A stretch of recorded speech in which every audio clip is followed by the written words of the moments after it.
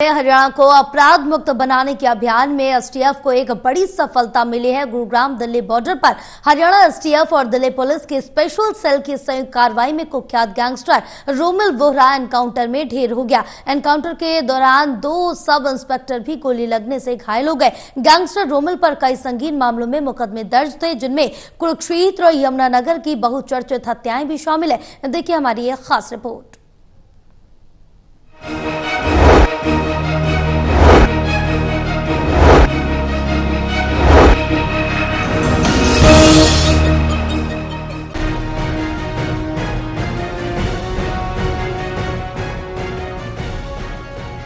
हरियाणा में बढ़ते अपराधों पर नकेल कसने के लिए पुलिस अब फुल एक्शन मोड में है। दिल्ली गुरुग्राम बॉर्डर पर एसटीएफ और दिल्ली पुलिस की संयुक्त टीम ने खतरनाक और वांछित गैंगस्टर रोमिल बोहरा को मुठभेड़ में मार गिराया। इस एनकाउंटर के दौरान 2 पुलिसकर्मी भी घायल हुए, जिनका इलाज जारी है। रोमिल पर 3,10,000 रुपए का इनाम घोषित था और वो कुरुक्षेत्र के शांतनु मर्डर केस और यमुनानगर के 13 हत्याकांड में भी वांछित था। स्पेशल टास्क फोर्स हरियाणा को वांछित अपराधी रोमिल बोहरा, जिसके ऊपर हरियाणा पुलिस द्वारा 3 लाख का इनाम घोषित किया गया है, उसकी मूवमेंट और वेयर अबाउट्स के बारे में एक सूचना प्राप्त हुई। उस सूचना के उपरांत एसटीएफ द्वारा central unit incharge Rakesh Kumar के अंतर्गत एक टीम का गठन किया गया।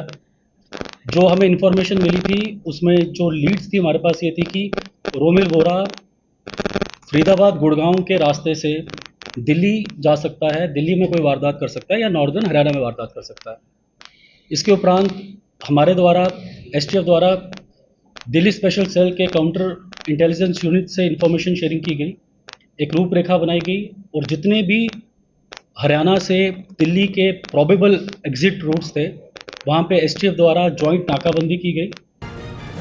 एनकाउंटर की लोकेशन थी फरीदाबाद रोड पर मंगीर के पास। पुलिस ने बताया कि दोनों तरफ से करीब 25 से 30 राउंड फायरिंग हुई। रोमिल के पास से एक खतरनाक चाइनीज हथियार भी बरामद हुआ। इसी केस में गिरफ्तार 5 और आरोपियों को अदालत में पेश कर पुलिस रिमांड पर लिया जाएगा, ताकि इस गैंग के पूरे नेटवर्क का खुलासा हो सके। उसको नाकाबंदी का टाइम इंटरसेप्ट करने की कोशिश की गई, बट ही एस्केप्ड और उसने ओपन फायर किया पुलिस पर्सनल पे। सेल्फ डिफेंस में एसटीएफ द्वारा भी क्रॉस फायरिंग की गई और इस क्रॉस फायरिंग में एक एसटीएफ के मुलाजिम सब इंस्पेक्टर रोहन को फायर आर्म इंजरी आई है, एक दिल्ली स्पेशल सेल का मुलाजिम सब इंस्पेक्टर परवीन को फायर आर्म इंजरी आई है और रोमिल को भी फायर आर्म इंजरीज आई थी। उसके उपरांत सीन ऑफ क्राइम से इनको नियरेस्ट हॉस्पिटल लिया जाता है, जहां पे हमारे मुलाजिमों का इलाज होता है और रोमिल को डॉक्टर मृत घोषित कर देते हैं।